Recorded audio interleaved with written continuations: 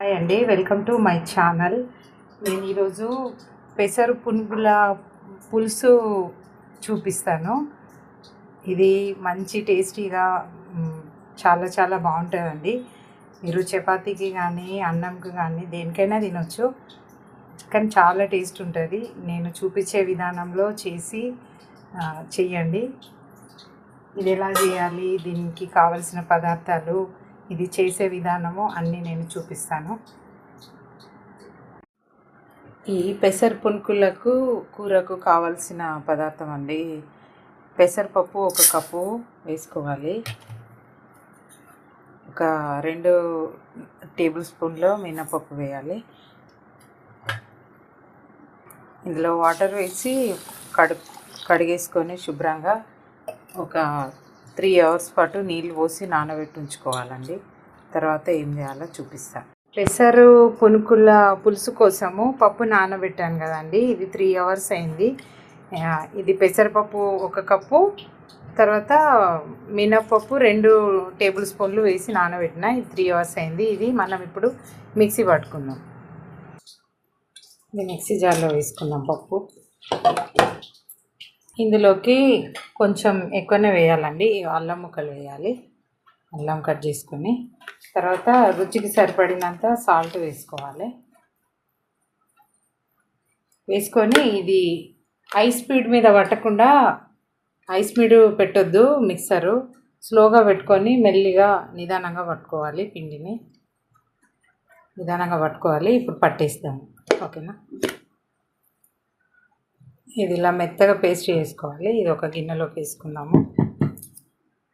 ఇందులోకి సన్నగా కట్ చేసుకున్న పచ్చిమిర్చి వేయాలి,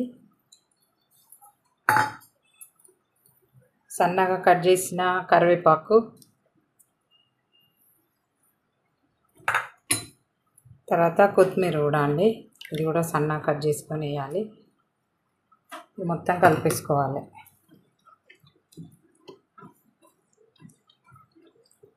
వీటిని ఇప్పుడు నూనె పెట్టేసుకొని పునుగులుగా వేసుకుందాం.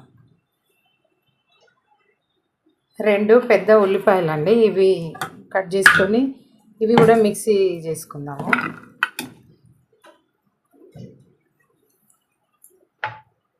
మెత్తగా చేసుకుందాం వీటిని. నూనె మంచి వేడి కానివ్వాలండి, లేదు అని అంటే గట్టిగా అవుతాయి పునుగులు. నూనె బాగా వేడి ఉంటే గట్టిగా కాకుండా మెత్తగా బాగా వస్తాయి. నూనె ఇంకా కొంచెం వేడి కావాలి. చూడండి, నూనె మంచిగా వేడైంది. ఇవి చిన్న చిన్న పునుగులు వేసుకోవాలి.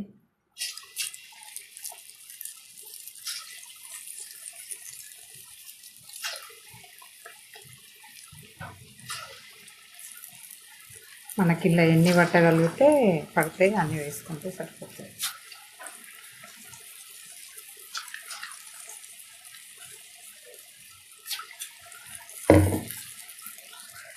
చూడండి, ఈ కలర్లోకి రాగానే ఇవి తీసేసుకోవాలి. అన్నీ కూడా ఇలానే వేసి పెట్టుకోవాలండి.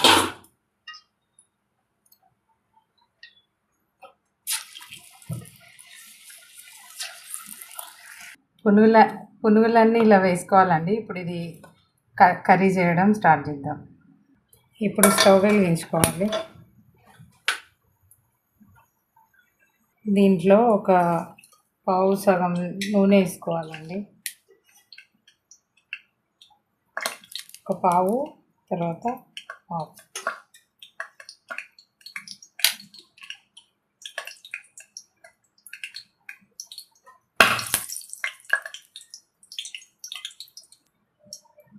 కొంచెం వెల్లుల్లి,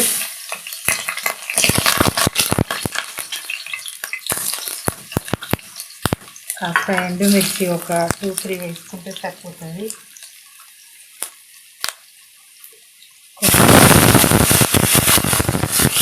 మనం ఇందాక చేసి పెట్టుకున్న ఉల్లిగడ్డది పేస్ట్ అండి ఇది. ఈ ఉల్లిగడ్డ పేస్ట్ ఇందులో వేసుకొని కొంచెం వేయించుకోవాలి. ఇందులో మిరప్పొడి వేసుకోవాలి. మనం ఆల్రెడీ పునుగుల్లో వేసినాము, ఇప్పుడు తాలింపులో కూడా 2-3 వేసినాం కదా మిర్చీలు, దాన్ని చూసుకొని మిరప్పొడి వేసుకోండి. నేనైతే 1 స్పూను కొంచెం వేసిన, ఇందులోనే కొంచెం పసుపు కూడా వేసుకోవాలి. కొంచెం ఇది తొందరగా వేగడానికి సాల్ట్ కూడా చూసి వేసుకోండి. ఆల్రెడీ మనం పునుగుల్లో వేసినాము, దాన్ని బట్టి చూసి వేసుకోండి. ఇది మొత్తం ఉల్లిగడ్డల్లోంచి కంప్లీట్గా వాటర్ అంతా పోయి నూనె పైకి వచ్చే వరకు కాస్త వేయించుకోవాలి. ఇప్పుడు ఇది ఇలానే పెట్టి మూత పెట్టేద్దాము. మూత పెట్టేద్దాం. స్టవ్ మీడియంలో పెట్టుకోండి, ఎక్కువ పెట్టుకోవద్దు. ఇందులో ఒక పెద్ద నిమ్మకాయ సైజ్ అంతా చింతపండు నానబెట్టి పులుసు తీసి పెట్టుకోవాలండి. ఇంత తీసుకోవాలి. చూద్దాము. చూడండి, నీరంతా ఉల్లిగడ్డల్లో నీరంతా పోయి నూనె పైకి వచ్చింది చూడండి. ఇప్పుడు కలిపేసుకొని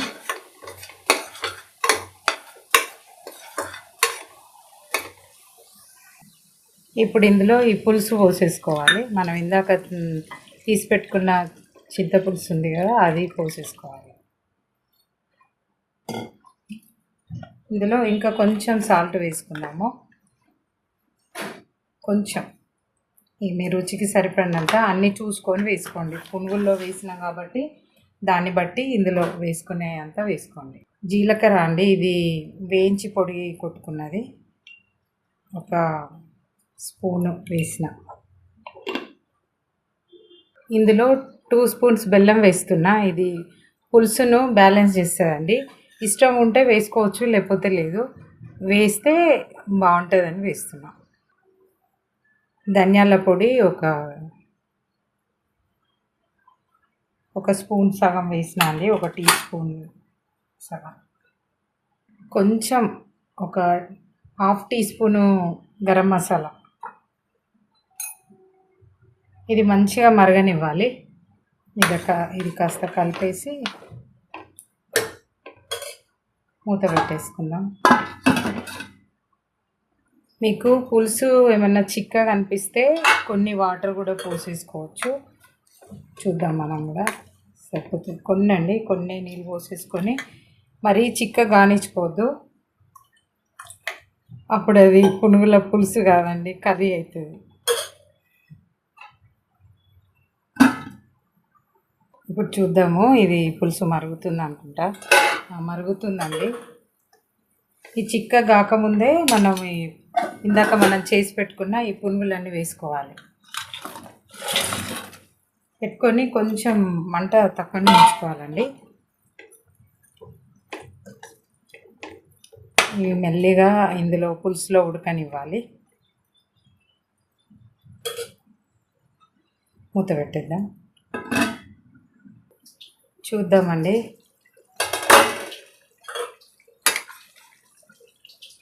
చూడండి, కర్రీ అయితే నూనె అక్కడక్కడ బయటకు వస్తూ ఉంటుంది. అయిపోయిందండి. పెసరు పునుగుల పులుసు రెడీ అయిపోయిందండి. ఇంతే అండి, ఇలానే చేసుకుంటే సరిపోతుంది. మంచి టేస్ట్ వస్తుంది.